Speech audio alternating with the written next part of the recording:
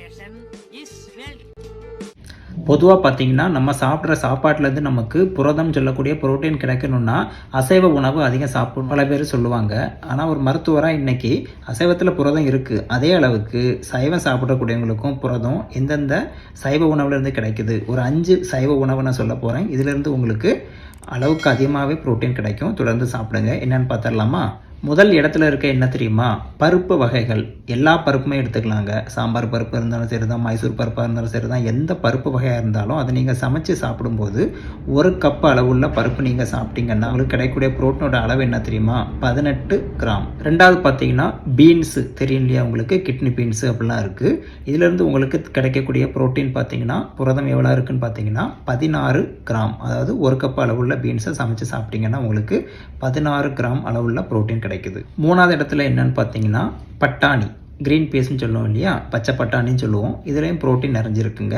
ஆனால் முதல்ல சொன்ன 2 விட இதில் கம்மி தான். எவ்வளோன்னு பார்த்தீங்கன்னா 8 கிராம் அளவுள்ள புரதம் உங்களுக்கு 1 கப் அளவுள்ள பட்டாணி சாப்பிட்டீங்கன்னா உங்களுக்கு கிடைக்குது. நாலாவதாக என்னென்னு பார்த்தீங்கன்னா பியானட் பட்டர். அது என்னென்னு கேட்டிங்கன்னா பட்டரையும் நிலக்கடலையும் கலந்து ஒரு மிக்ஸி மாதிரி அரைச்சி ஒரு பேஸ்ட் மாதிரி விற்பாங்க. சமையலுக்கு நம்ம பயன்படுத்துகிறோம். இதுக்கு பேர் தான் பியானட் பட்டர். ஒரு 2 டீஸ்பூன் அளவு பியானட் பட்டரை நீங்கள் சமையலில் சேர்த்தாலும் நான் டைரெக்டாக சாப்பிட்டாலும் சரி, அதிலிருந்து உங்களுக்கு கிடைக்கக்கூடிய புரதத்தோட அளவு 7 கிராம்.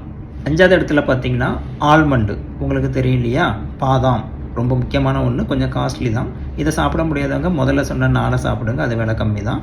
ஆல்மண்டை சாப்பிட முடிஞ்சவங்க பார்த்தீங்கன்னா 1 ounce ஆல்மண்டு, அது நீங்கள் டைரெக்டாக ஆல்மண்டாகவோ இல்லை அதை பேஸ்ட் பண்ணியோ எப்படி சாப்பிட்டாலும் அதுலேருந்து கிடைக்கக்கூடிய புரதத்தோட அளவு பார்த்தீங்கன்னா 6 கிராம். அப்போ நான் சொன்ன அந்த 5 சைவ உணவுகளையும் தொடர்ந்து நீங்கள் சாப்பிட்டு வந்தீங்கன்னா உங்களுக்கு புரோட்டீன் கிடைக்கும். ஆனால் இன்னொரு விஷயம், நீங்கள் பார்த்தீங்க இல்லையா, இந்த சைவ உணவுகளை நீங்கள் கொஞ்சம் அளவுக்கு அதிகமாக எடுத்தால் தான் உங்களுக்கு புரதம் கிடைக்குது. அதனால தான் எல்லோரும் அசைவம் சாப்பிட சொல்கிறாங்க. அதுக்காக சைவம் சாப்பிடக்கூடியவங்க அசைவம் சாப்பிடணும்னு அவசியம் இல்லை. நான் சொன்ன உணவுகளை தொடர்ந்து ஃபாலோ பண்ணிட்டு வாங்க. முடிஞ்ச வரைக்கும் சாப்பிடுங்க, உங்களுக்கு புரதம் கிடைக்கும். அசைவம் சாப்பிடக்கூடியவங்க அசைவம் சாப்பிட்டு புரதத்தை பெற்றுக்கோங்க. வழக்கம் போல் லைக்கை தட்டி விட்டுட்டு உங்களோட சந்தேகங்களை கமெண்ட் பாக்ஸில் மறக்காமல் போடுங்க. உங்கள் ஃப்ரெண்ட்ஸு ஃபேமிலி மெம்பருக்கு ஷேர் பண்ணுங்கள். நன்றி, வணக்கம்.